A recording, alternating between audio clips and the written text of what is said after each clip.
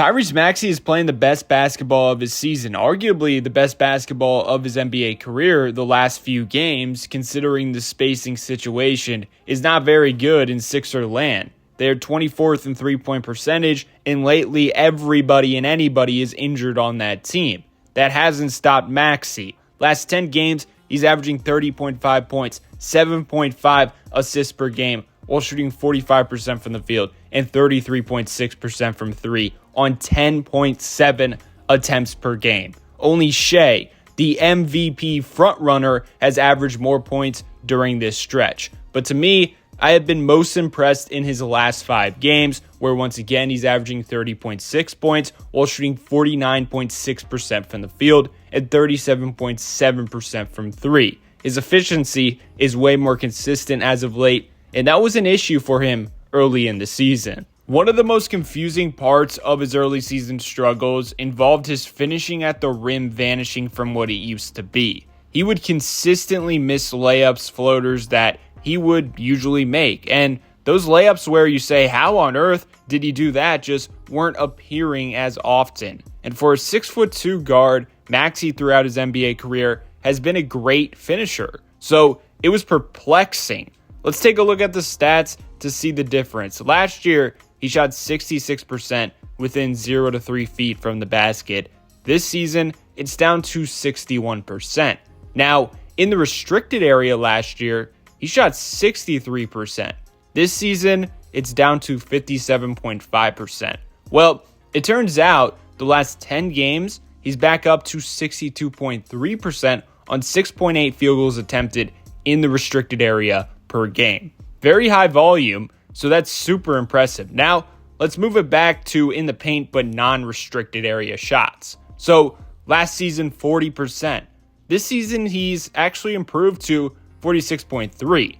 But in the last 10 games, he's up to 51% in that area. These little improvements are allowing him to play the best basketball of his career, and it's why you're seeing more efficient games from Tyrese Maxey. I also noticed he's utilizing the floater more often. 30 floaters attempted in 13 games this month, the most in a month for this season. It turns out 40% of his floaters have come in January. He's shooting 56.7% on floaters this month. It's his signature when he's cooking, and that's why you see the uptick in volume for non-restricted area shots in the paint. Maxey is at his best as a scorer, in my opinion, when he takes floaters every now and again. Not only that, but he continues to make strides as a playmaker. He's averaging 7.3 assists per game in January. That's the most for a single month for his entire career.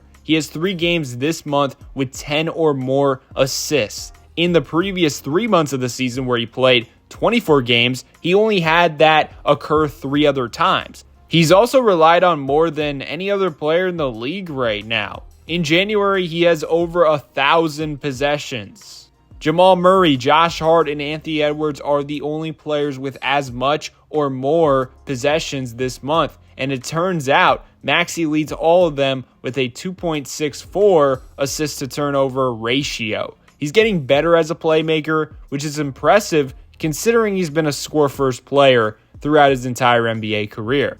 And outside of that game in Sacramento where he had a late-game turnover, he's been arguably the clutchest player in the NBA. Tyrese Maxey has been in 16 clutch games this season, which is defined as the final 5 minutes of a game that's within 5 points. Somehow, someway, the Sixers have a 10-6 record, a winning record with Tyrese Maxey in this scenario. Overall, as a team, they have played in 20 clutch games with a record of 11-9, meaning without Maxey in clutch games, they are 1-3.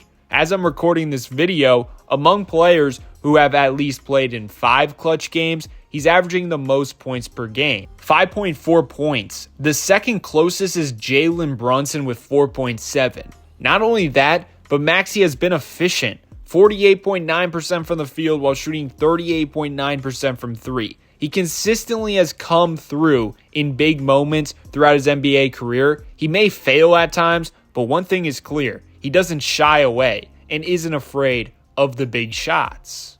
And what do you know? If you just go look at the whole entire fourth quarter, LaMelo Ball leads the league with 8.7 points in the fourth quarter per game. Tyrese Maxey is third on the list, 7.5, right behind Norman Powell. And once again, doing it efficiently, 46.5% from the field and 39% from three. And my goodness, he's been a workhorse for the Sixers this season and deserves a ton of credit for that. I honestly thought his season would just continue to trend downward due to all the injuries to the team and the fact that he's playing 37.8 minutes per game while having a very high usage. The second most in the league, only behind Mikal Bridges, by the way, for minutes per game. Kelly Oubre also stated in an interview last game to be alongside somebody who's going to give it their all each and every night. He just kind of turns you up and boosts your level of play. I think it should not go unnoticed that he's out here each and every night giving it his all, and I'm doing the same thing. One thing you can't really question about Maxey is his passion for the game of basketball. But I'll also take it a step further. When he struggles, he always finds a way out. Remember a couple seasons back, he was injured, and then he came back and Doc Rivers kept starting DeAnthony Melton. Maxey really struggled for a stretch. Most players in that situation could mentally take you out for the whole entire year, but then he ends that very season giving you hope about his future. Same thing this year. I thought it was going to be like a stalemate year for him, but this last month, if he can build from this, develop consistency, then to end the season, you're saying to yourself, my goodness, Maxey does have another gear to his game. And we've seen Maxey struggle mentally this year, arguing with the refs for lack of calls because his whistle is just terrible. Straight up, it is bad. And then in post-game interviews, you see him venting about how it's draining to deal with all these injuries. He could have folded, and no one really would have cared considering most Sixer fans are checked out. But in a way, I also think that has helped Maxey. It seems like the anchor of expectations have been lifted off of him because no one really cares about the result at this point. And he's just playing again, not really caring about whether they win or lose. And it's resulting in Maxey kind of having fun again playing basketball. And if there is any silver lining to take from this season is I think Tyrese Maxey as a floor raiser just keeps going up slowly but surely. Paul George been inconsistent this year, but when he's on the court with Maxey, with Oubre, Yabusele, and also Caleb Martin, they have very good advanced numbers. 128.7 offensive rating, 103.9 defensive rating, 24.7 net rating.